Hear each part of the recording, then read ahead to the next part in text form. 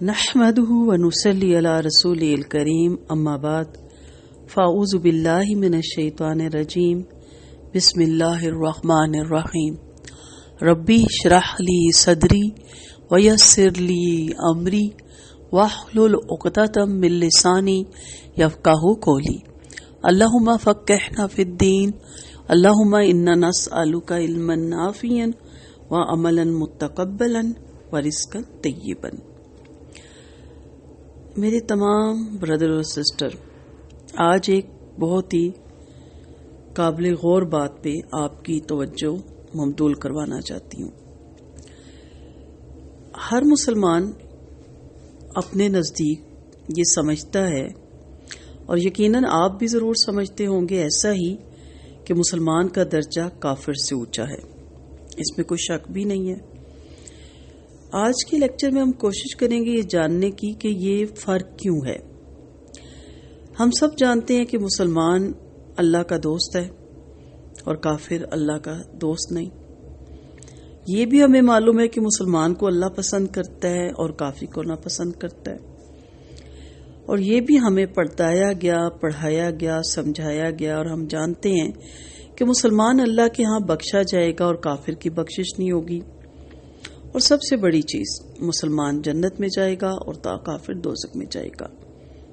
کیوں؟ آج میں چاہتی ہوں کہ آپ اس بات پہ ضرور غور کریں۔ یہ آپ کے لیے بھی سوال ہے کہ مسلمان اور کافر میں اتنا بڑا فرق آخر کیوں ہے؟ سب کے جد امجد آدم علیہ السلام ہے۔ اللہ تعالیٰ نے سب کو آدم علیہ السلام کی اولاد سے پیدا کیا، کافر کو بھی، مشرک کو بھی، اور آپ کو بھی، مجھے بھی۔ کافر بھی ہم جیسے انسان ہیں، وہ بھی ہمارے جیسے ہاتھ پاؤں آنکھیں کان رکھتے ہیں، وہ بھی اسی ہوا میں سانس لیتے ہیں جو اللہ نے سب کے لیے چلائی، یہیں سے پانی پیتے ہیں، اسی زمین پر بستے ہیں، یہیں کی پیداوار کھاتے ہیں، اسی طرح دنیا میں آئے اور اسی طرح مرتے ہیں جس طرح ہم دنیا میں آئے اور ہم اس دنیا سے جائیں گے۔ اس اللہ نے اس کو بھی پیدا کیا نا، کافر کو بھی، اور ہمیں بھی پیدا کیا۔ پھر کبھی آپ نے سوچا کہ آخر کیوں اس کا درجہ نیچا اور آپ کا درجہ اونچا ہو گیا؟ آپ کو کیوں جنت ملے گی اور اس کو کیوں نہیں ملے گی؟ ذرا غور کیجئے کہ کیا یہ صرف نام کی وجہ سے ہے؟ آدمی اور آدمی میں اتنا بڑا فرق صرف اتنی سی بات سے تو نہیں ہو سکتا نا، کہ کچھ لوگوں کے نام اسلامی ہیں اور کچھ لوگوں کے نام دوسرے مذاہب کے ہیں۔ کرسچنز کے دیکھ لیں، یہودیوں کے دیکھ لیں، ہندوؤں کے دیکھ لیں۔ کیا اس وجہ سے؟ اللہ تعالیٰ نے تو سب انسانوں کو پیدا کیا، اور جو سب کا پروردگار ہے، ایسا ظلم تو کبھی نہیں وہ کر سکتا کہ صرف نام کی بنا پہ یا کپڑوں کی بنا پہ، لباس کی بنا پہ، یا کچھ خوراک کی بنا پہ، ایسی چھوٹی چھوٹی باتوں پہ اپنی مخلوقات میں اتنا فرق کرے، ایک بندے کو جنت میں بھیجے اور دوسرے کو دوزخ میں پہنچا دے۔ جب یہ بات نہیں ہے، جیسے کہ میں نے پچھلی کلاس میں بھی کہا تھا کہ دو خواتین بازار سے جا رہی ہیں، دونوں کے نام ایک ہیں، کیسے پتہ چل جائے گا کہ اس میں سے مسلمان کون ہے اور کافر کون ہے؟ دو مرد حضرات جا رہے ہیں، کیسے پتہ چلے گا کہ اس میں سے کرسچنز کون ہے اور مسلمان کون ہے؟ اصل فرق کس چیز کا ہے؟ اسلام اور کفر کا۔ اس کا جواب صرف ایک ہے، اور وہ ہے کہ دونوں میں اصلی فرق اسلام اور کفر کی وجہ سے ہوتا ہے۔ اسلام کیا ہے؟ اس کے معنی اللہ کی فرما برداری کے ہیں، اور کفر کے معنی اللہ کی نافرمانی کے۔ مسلمان اور کافر دونوں انسان ہیں، دونوں اللہ کے بندے ہیں، مگر ایک انسان اس لیے افضل ہو جاتا ہے کہ وہ اپنے مالک کو پہچانتا ہے، اس کے حکم کی اطاعت کرتا ہے اور اس کی نافرمانی کے انجام سے ڈرتا ہے، اور دوسرا انسان اس لیے اونچے درجے سے گر جاتا ہے کہ وہ اپنے مالک کو نہیں پہچانتا اور اس کی فرما برداری نہیں کرتا۔ اس وجہ سے مسلمان سے اللہ خوش ہوتا ہے اور کافر سے ناراض، مسلمان کو جنت دینے کا وعدہ کرتا ہے اور کافر کو کہتا ہے دوزخ میں ڈالوں گا۔ تو فرق کی وجہ کیا ہے؟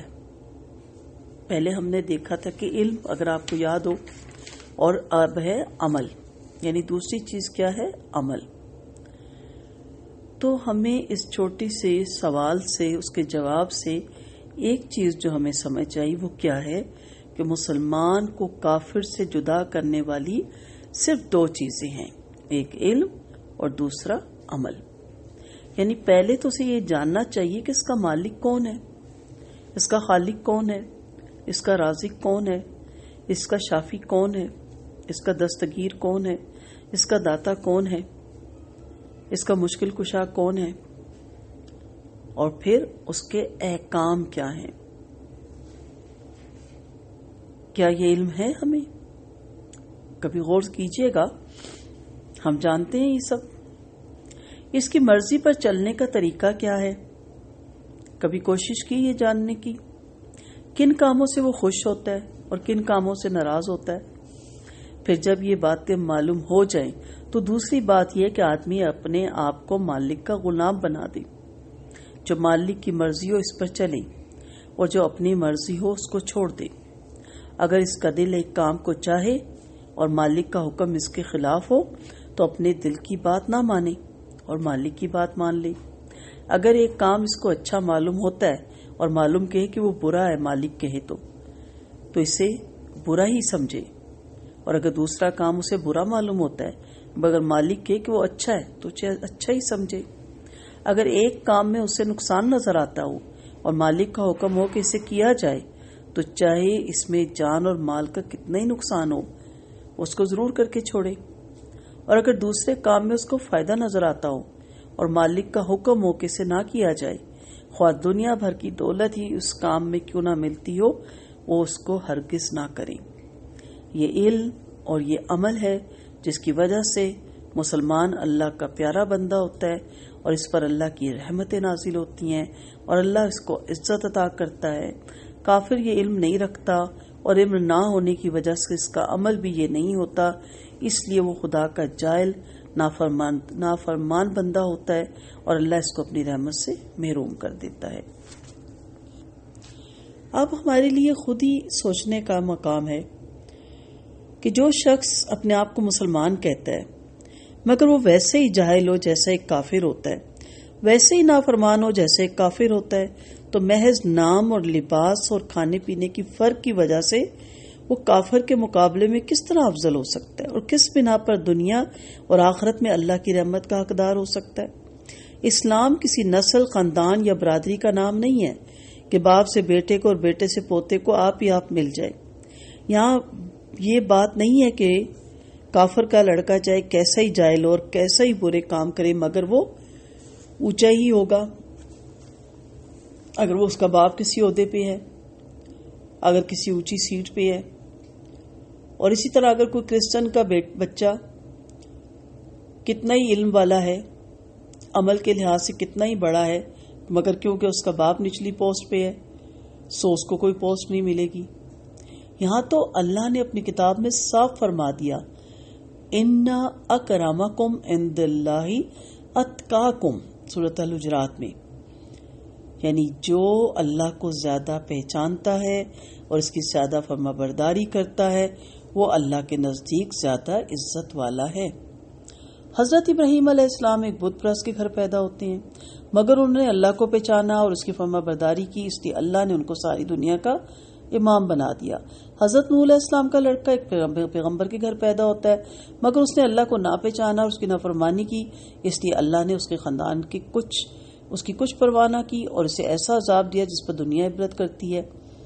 بس خوب اچھی طرح آپ سمجھ لیں کہ اللہ کے نزدیک انسان اور انسان میں جو کچھ بھی فرق ہے وہ علم اور عمل کے لحاظ سے، دنیا میں بھی اور آخرت میں بھی۔ اس کی رحمت صرف انہی کے لیے ہے جو اس کو پہچانتے ہیں اور اس کے بتائے ہوئے سیدھے راستے کو جانتے ہیں اور اس کی فرما برداری کرتے ہیں۔ جن لوگوں میں یہ صفت نہیں ہے ان کے نام خواہ کتنے ہی بہترین ہوں، خواہ وہ کتنے ہی اونچے گھرانے کے ہوں، خواہ وہ سید چودھری ملکوں کی اولاد ہی کیوں نہ ہو، اللہ کے نزدیک ان دونوں میں کوئی فرق نہیں اور ان کو اس کی رحمت سے کوئی حق نہیں پہنچتا. اس لیے اصل یہ ہے کہ سیدھے راستے پہ چلیں، اللہ کے بتائے ہوئے راستے کو اپنائیں اور عمل سے اپنے اسلام میں جو عمل کی چیزیں اس کو اپنائیں.